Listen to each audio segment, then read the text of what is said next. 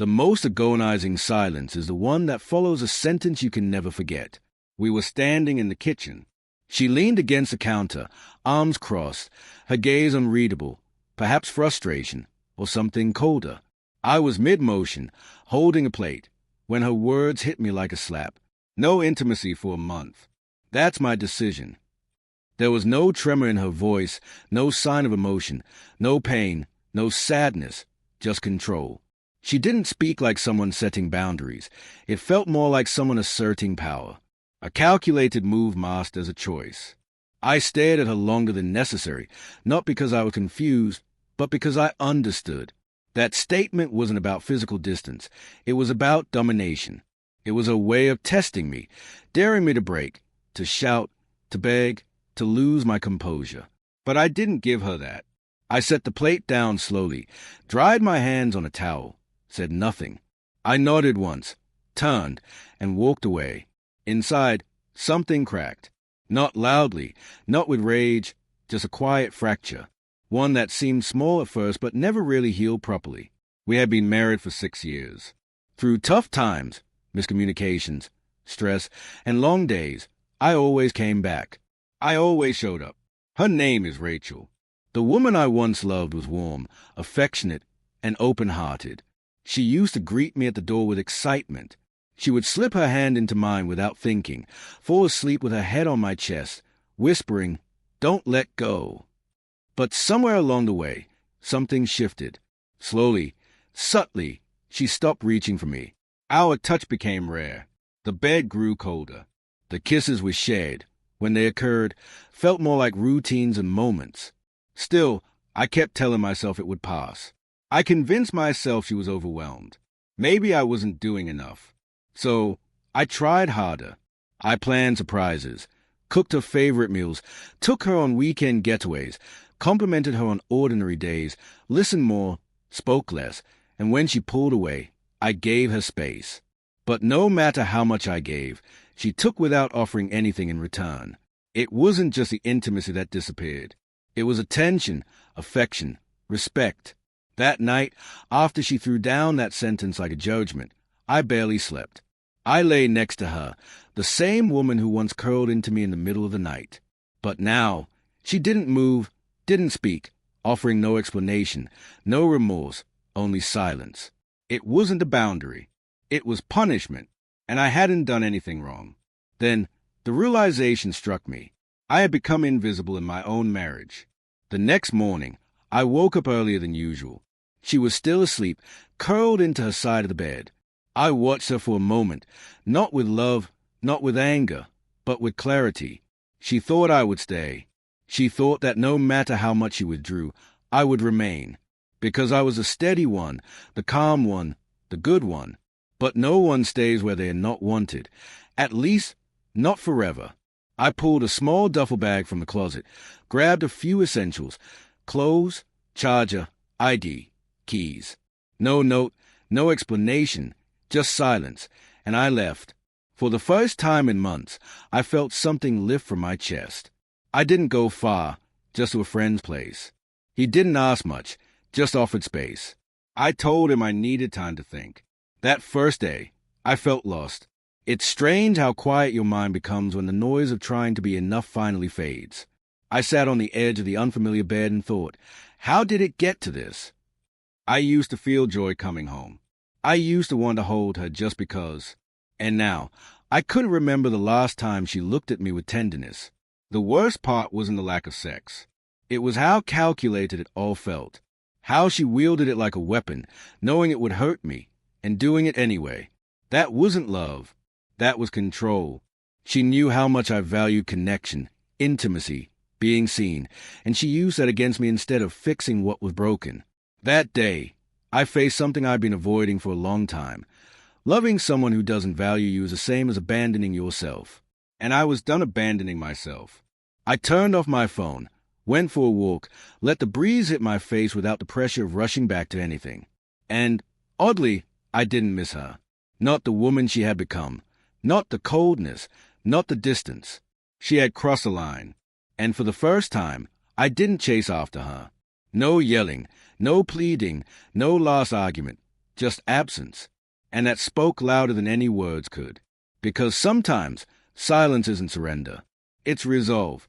That morning, I didn't leave to escape. I left to choose myself. She didn't expect that. Rachel always assumed she could dismiss, withdraw, push me further until I cracked. Then, she'd act innocent. But she never thought I'd just walk away. No drama, no anger, no second chances, just gone. Her call came the next morning. I let it ring. Didn't even look at the screen. Watched it fade to black. It wasn't revenge. It was peace. Another call came. Then a few more. By the afternoon, she had left several messages, a couple of voice notes, and a string of texts. They all asked the same thing. Where are you? She never once asked why. Never questioned what had hurt. She just wanted to know where I'd gone. No responsibility, no regret, just disbelief coated in entitlement. I stayed silent. That night, wrapped in a blanket on my friend's balcony, city lights twinkling in the distance, I heard something I hadn't in a long time. No tension, no dread, no waiting to be noticed. And in that silence, I felt whole. It felt unfamiliar, but peaceful. The next day, Rachel's tone shifted. Her messages grew longer, more frantic, filled with explanations disguised as questions. Why are you doing this? I didn't mean what I said. Can we talk? This was the most effort she'd put into reaching out in months. It's strange, isn't it?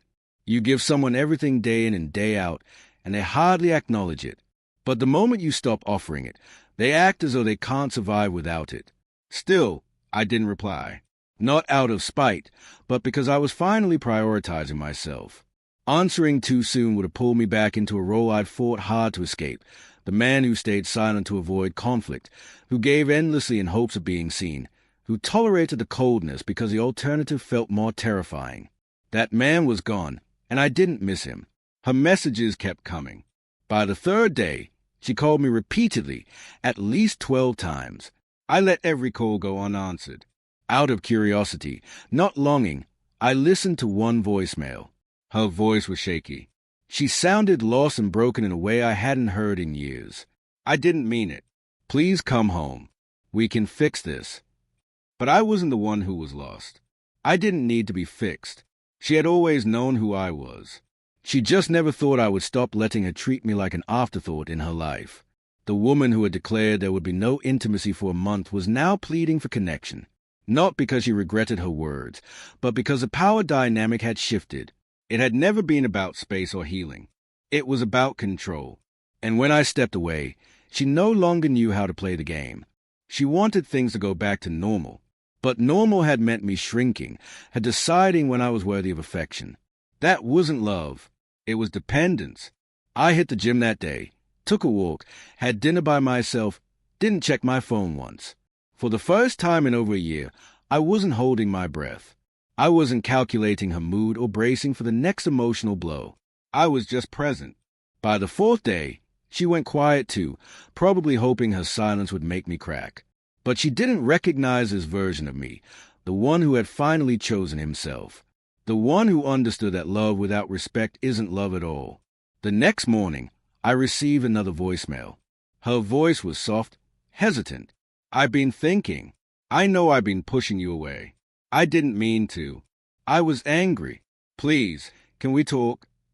I didn't respond. Not because I didn't care, but because some things can't be undone. When someone chooses to hurt you, their regret doesn't heal the wounds. It wasn't about the words anymore. It was about what those words revealed. When she said there would be no intimacy, it wasn't about her expressing pain. It was about asserting power, dismissing my needs, testing how much I could endure before breaking. Except I didn't break.